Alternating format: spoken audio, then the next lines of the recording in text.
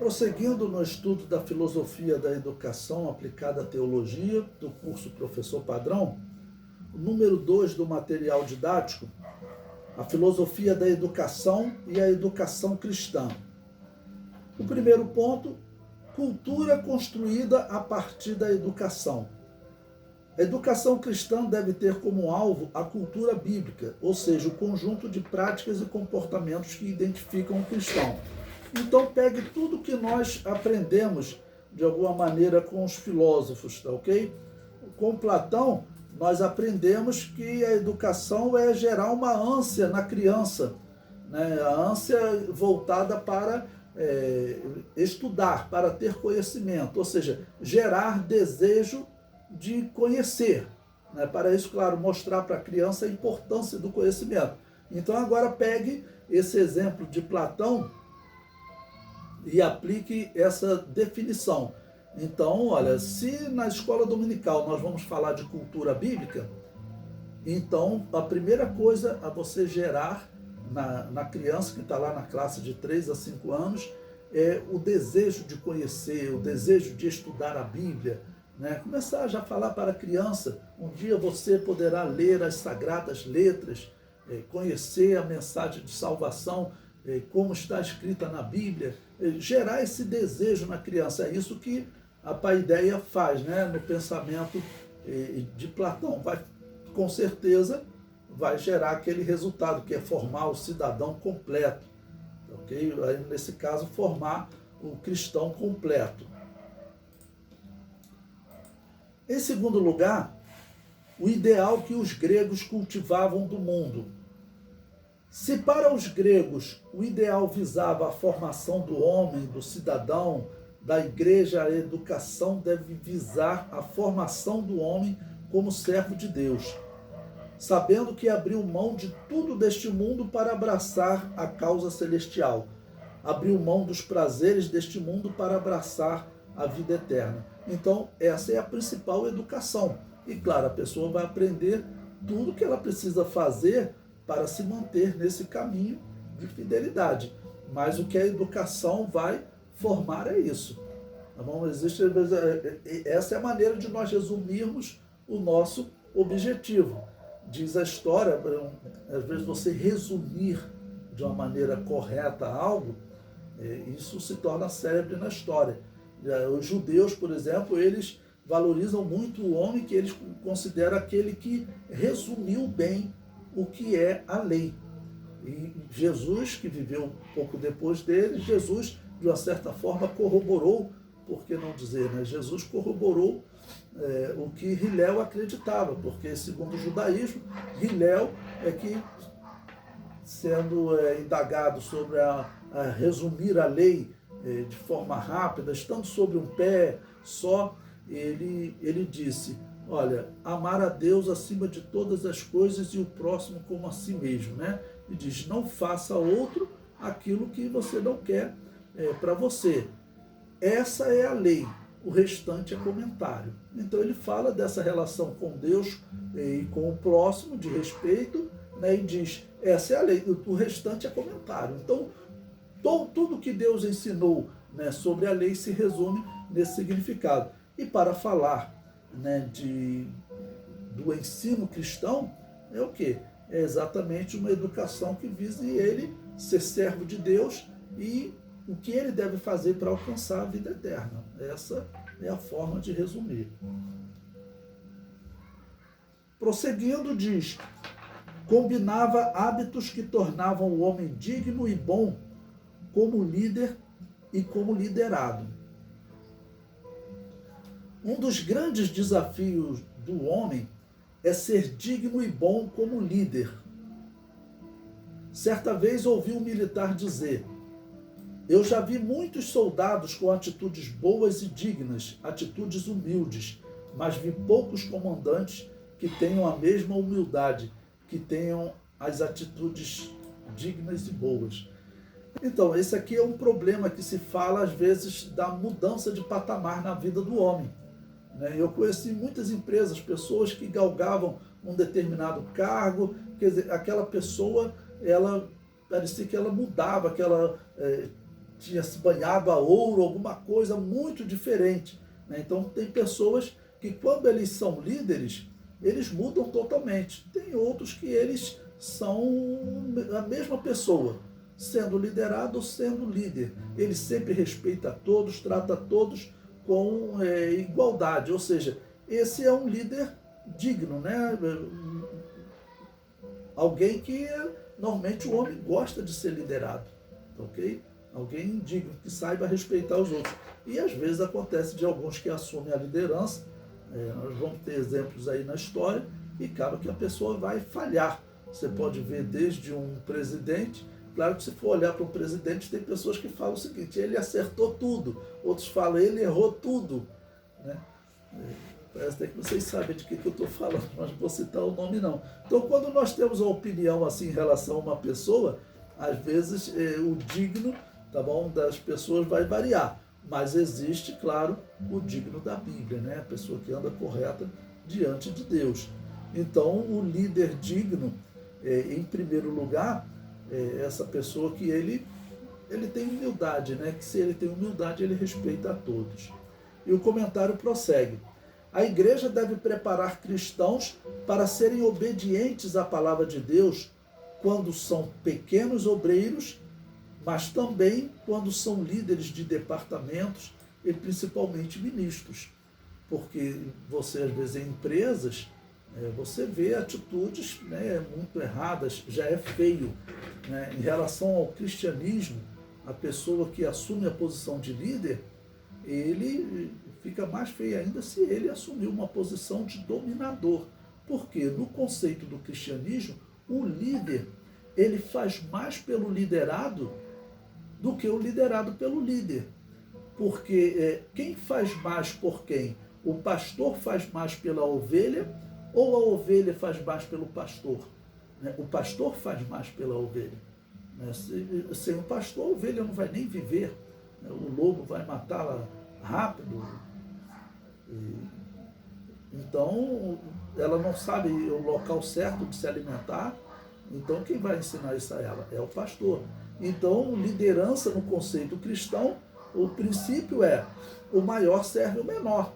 Jesus Cristo deu esse exemplo, né, para os apóstolos, no símbolo de servir, que ele lavou os pés dos discípulos. Então, ele falou para dar um exemplo. Olha, o líder na igreja, ele faz mais pelo liderado. Por isso vocês são comparados em pastores. E aí não podia, claro, a pessoa ser um dominador, colocar regras que sejam, na verdade, fora do cristianismo e seja para benefício próprio. Né? Ele é, na verdade, um servo. Ele está ali para trabalhar pela ovelha. Ele faz mais pela ovelha do que a ovelha por ele. O próximo tópico diz: não visava treinar ofícios, mas sim a liberdade e a nobreza. A educação cristã também tem a liberdade e a nobreza como prioridades nos seus ensinos. A preparação para o ofício cristão faz parte do conteúdo, mas está inserido dentro destes temas, ok? Então, a preparação do ofício faz parte. Agora, em primeiro lugar, você vai ensinar a pessoa a amar o conhecimento, aquela questão de paideia, tá bom? E ser uma pessoa correta, de caráter, e também exercer o ofício cristão. O legado deixado de uma geração para outra. Os gregos se preocupavam com o que eles deixariam para a próxima geração, o que filhos e toda a sua geração diria quando olhassem para a história dele. Um bom exemplo de um líder influencia para o bem toda uma geração, mas um mau exemplo pode levar uma geração à ruína. Bom, de onde sai esse pensamento grego? Na história de Troia, do grande herói Aquiles, ele é filho de uma deusa, ele vai consultar a deusa, né? E ele pergunta a ela sobre essa guerra, e aí ela diz o seguinte, ele diz, olha, ele queria saber se ele morreria na guerra. Ela falou, olha, se você não for para a guerra, você vai ter muitos filhos, vai ter uma vida comum e você vai depois desaparecer da história. Você morreu, acabou. Agora, se você for para essa guerra, você vai morrer. Mas você vai entrar para a história. Séculos depois, as pessoas vão estar lembrando da tua história, né, do grande Aquiles, né, que conquistou a cidade, mas morreu. Aí falou para ele que ele morreria, ele vai escolher, ele escolhe o quê? Ser um homem comum, no anonimato, ou entrar para a história. Então ele escolhe entrar para a história e acaba indo e morrendo na cidade de Troia. Conquista a Troia, mas ele acaba morrendo. Então, os gregos eles tinham essa preocupação no que eles deixariam para a próxima geração. O que, por exemplo, Aquiles deixa para a próxima geração é o quê? Isso é um exemplo. É melhor você fazer algo que faça o seu nome entrar para a história. O comentário prossegue. Os líderes cristãos devem pensar nisso. O exemplo grego pode ser aproveitado por nós. Uma igreja que despreza o ensino, despreza a educação, terá deixado para a próxima geração uma herança maldita. Uma herança que faça com que essa geração se afaste de Deus. É mais ou menos o que acontece no livro de Juízes. O livro de Juízes é um dos grandes exemplos de falta de educação na Bíblia, né, e qual o resultado dela. Né? Porque no livro de Juízes nós vemos sempre uma geração que serve a Deus pelo conhecimento que ela tinha nos dias de Josué. Aí Josué morre e tal, e o que ocorre? Se levanta uma geração que não conhecia a Deus. Por que não conhecia a Deus? Não conhecia a Deus porque não receberam educação dos pais.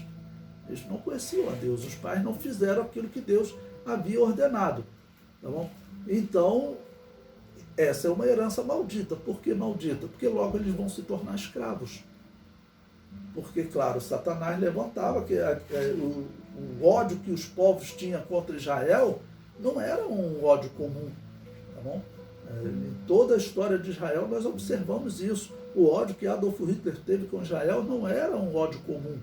Era algo espiritual também. Então, os povos realmente invadiam a região de Israel, jogavam sal na terra para tornar a terra infértil, né? Tudo que eles podiam queimar, além de roubar os israelitas, né? Eles queriam torturar os israelitas.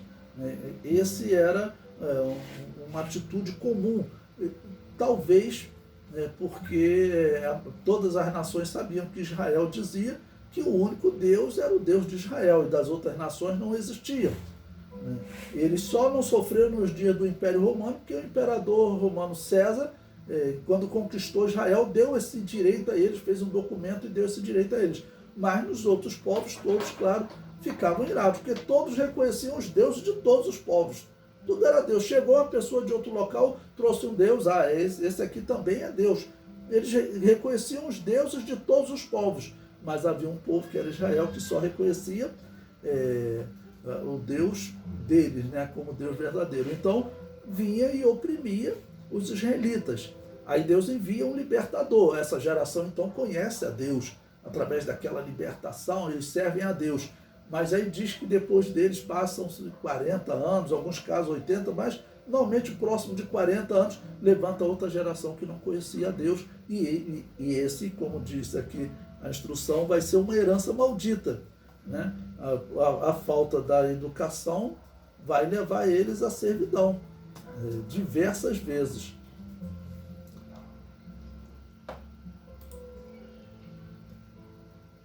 Por isso o comentário diz, né?